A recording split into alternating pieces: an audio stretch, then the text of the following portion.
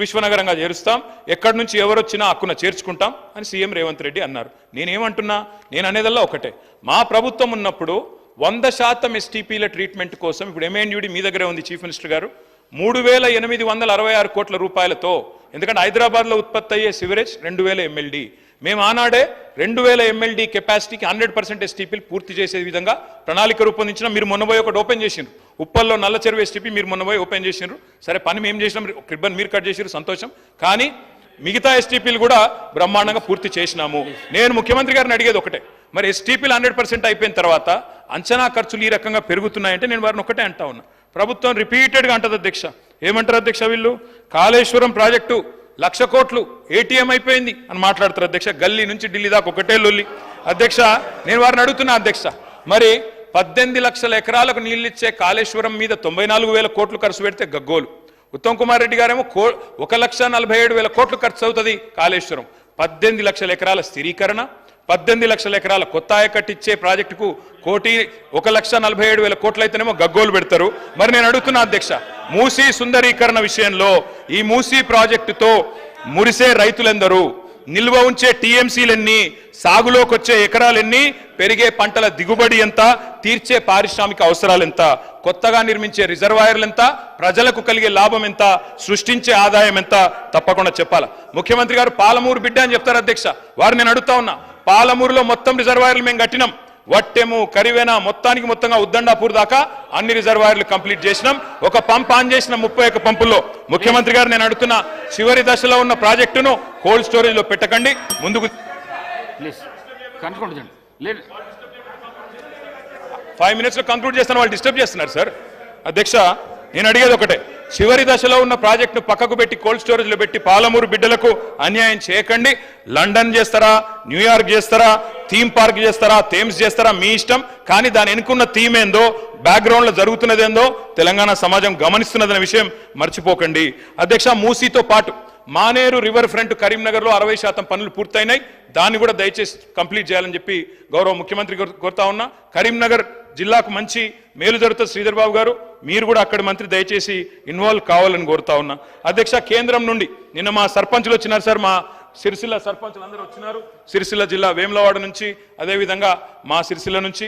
ఇప్పుడు కొత్త సర్పంచులు వచ్చే లోపల పాత సర్పంచులకు ఏవైతే బకాయిలు ఉన్నాయో దయచేసి క్లియర్ చేయండి, లేకపోతే మీకు నష్టం, మాకు నష్టం.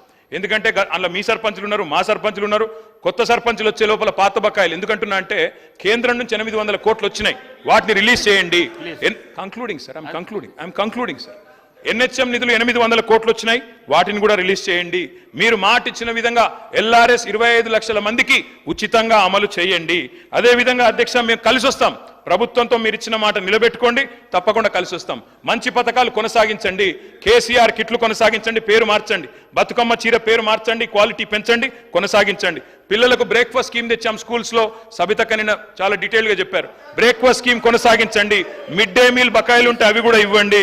తప్పకుండా నేను మిమ్మల్ని అందరినీ కూడా ముగించే ముందు డాక్టర్ వివేక్ వెంకటస్వామి గారు, ప్లీజ్, చాలా టైం అయిపోయింది. ఐ రిక్వెస్ట్ యూ సార్, ఎన్నికలకు 6 నెలల ముందు రాజకీయాలు చేద్దాం. మీరు అన్నారు ముఖ్యమంత్రి గారు, వి వెల్కమ్ ఇట్. మిగతా 4.5 ఏళ్ళు నిర్మాణాత్మక ప్రతిపక్షంగా మా పని మేము చేస్తాం. ప్రజలు మీకు అధికారం ఇచ్చారు, చిన్న వయసులో మంచి చేయండి. ప్రజాస్వామ్యంలో ప్రజలకు సేవ చేసే అదృష్టం మీకు కలిగింది. తప్పకుండా we will support you sir. కానీ దయచేసి మేము మా పార్టీ తరఫున ముగించే ముందు చేసే విజ్ఞప్తల్లా ఒకటి, మా మీద కోపం ఉంటే మమ్మల్ని తిట్టండి, కానీ తెలంగాణ కోసం దయచేసి కలిసిమెలిసి కలబడి నిలబడి పోరాడిన పార్టీని అవమానించకండి. ఉద్యమంలో ఉదయించిన మా పార్టీని అవమానించకండి. కొట్లాట అనేది మా DNAలో ఉంది, తప్పకుండా కొట్లాడతాం ప్రజల పక్షాన. ప్రధాన ప్రతిపక్షంగా మీరిచ్చిన ఒక్క మాట కూడా, ఎక్కడ మోసం జరిగినా తెలంగాణ ప్రజలకు మౌనం వహించం, సహించం, భరించం. ప్రాంతం వాడు మోసం చేస్తే ఈ ప్రాంతంలోనే పాత్ర పెడతామన్న కాళోజీ మాటలు వారికి గుర్తు చేస్తూ జై తెలంగాణ. డాక్టర్ వివేక్ వెంకటస్వామి గారు, గౌరవ ముఖ్యమంత్రి గారు, ఒక్క నిమిషం. ఎంతసేపు మాట్లాడినా రామారావు గారు మేము కలిసి వస్తాం, ప్రభుత్వానికి సహకరిస్తాం అని పదే చెప్తున్నాడు. నేను వారికి ఒకటే సూచన చేస్తున్నా, మీరు కలిసి వస్తారా లేదా అనేది అన్నం ఉడికిందా లేదా అనేది ఒక మెతుకుని బట్టి చూస్తే తెలుస్తుంది. ప్రతిపక్ష నాయకుడు సభలకే రాడు, వీళ్ళు కలిసి వస్తారని చెప్తే నమ్మేది ఎవరు అధ్యక్ష? నేను అందుకే వారికి సూచన చేస్తున్నా, వెనకాల ఉండే అక్కలు ఇక్కడ ఉండి చెప్పి ఇక్కడ ముంచి అక్కడికి తేలినరు. ఆ అక్కల మాటలు విన్నాడు అనుకో జూబ్లీ బస్ స్టాండ్లో కూర్చోవాల్సి వస్తుంది అధ్యక్ష. అందుకే అందుకే అందుకే కూర్చో కూర్చో అందుకే అధ్యక్ష, కౌశిక్ రెడ్డి గారు కూర్చోండి. మైనారిటీకి మంత్రి ఇవ్వలేదన్నాడు. 2014 నుంచి 2019 వరకు ఒక్క మహిళకు కూడా మంత్రి పదవి ఇవ్వలేదు అధ్యక్ష. 5 సంవత్సరాలు ఒక్క మహిళకు కూడా మంత్రి పదవి ఇవ్వకుండా ఈ ప్రభుత్వాన్ని, ఆనాడు ప్రభుత్వాన్ని నడిపి ఈ రోజు వచ్చి మైనారిటీలకు ఇవ్వలేదని ముసలి కన్నీరు గారుస్తారు అధ్యక్ష. కాబట్టి దయచేసి అన్ని విషయాలు మాకు తెలుసు, సహకరించేది ఉంటే ప్రతిపక్ష నాయకుని వచ్చి సభలో కూర్చోమని చెప్పుంది అధ్యక్ష. వివేక్ గారు మళ్ళీ వెళ్ళకు రాకండి. వివేక్ గారు ఈ ప్రాక్టీస్ మంచిది కాదు. మళ్ళీ వెళ్ళకు రాకండి. కొత్త సభ్యులకు ఇది నేర్పించకండి. మీరు సభా మర్యాదలను కాపాడండి. మీరు వెళ్ళండి. మీరు పల్లా రాజేశ్వర్ గారు మీరు వెళ్ళండి. ప్లీజ్ మీరు వెళ్ళండి. సభా మర్యాదలను కాపాడండి. మీరు వెళ్ళండి. కూర్చోండి. ప్లీజ్ కూర్చోండి.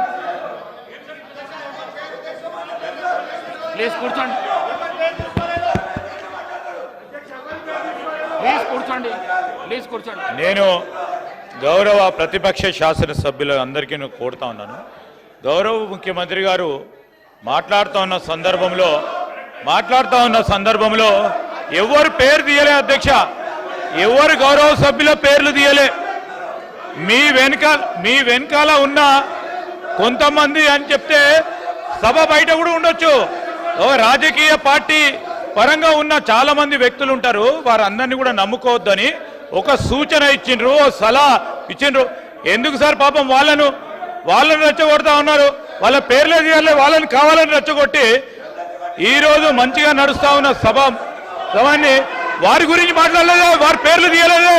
వాళ్ళ పేర్లు తీసిన అధ్యక్ష, ఎప్పుడు వాళ్ళ పేర్లు తీసిండ్రా సార్? మేము అడుగుతా ఉన్నాం, వాళ్ళ పేర్లు తీసిండ్రా?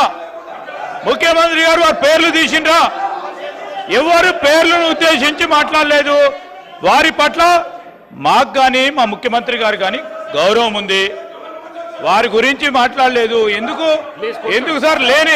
లేని అంశాన్ని కూడా ఈరోజు గందరగోళం సృష్టించాలి, రేపు పొద్దున పేపర్లో పడాలనే ఉద్దేశం తప్ప ఈరోజు ఎందుకంటే మరి ఇప్పటి వరకు కూడా మాట్లాడిన మరి కేటీఆర్ గారు అనేక అంశాల విషయం మాట్లాడాం. మేము చాలా సమన్వయంతో విన్నాం.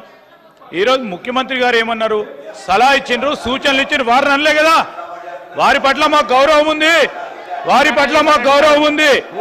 దాని వారి పేరు తీసిండు కదా. ఎవరి పట్ల? అందరి పట్ల మాకు గౌరవం ఉంది, అందరు సభ్యుల పట్ల గౌరవం ఉంది. ఎవరు పేరు తీయలేదు అధ్యక్ష.